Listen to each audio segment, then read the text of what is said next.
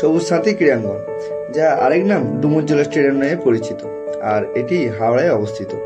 আমাদের কলকাতা ইনডোর স্টেডিয়ামের মতো এই ডুমুরজলা স্টেডিয়ামে বিভিন্ন ধরনের ইনডোর গেমস হয়ে থাকে। আমার এক বন্ধুর রিকোয়েস্টে আমি গিয়েছিলাম এই ডুমুরজলা স্টেডিয়ামে ড্রোন ভিডিও করতে।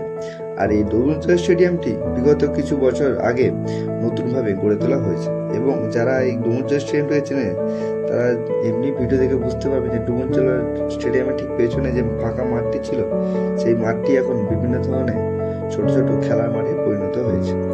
আর এখানে একটা নতুন হেলিপ্যাডও তৈরি হয়েছে। চলুন আজকে এই ভিডিওটিতে এই ডুমুরজলা স্টেডিয়াম এবং এই চারদিকে যে সুন্দর জায়গাটি রয়েছে সেটাই আজ আপনাদের দেখাতে চলেছি।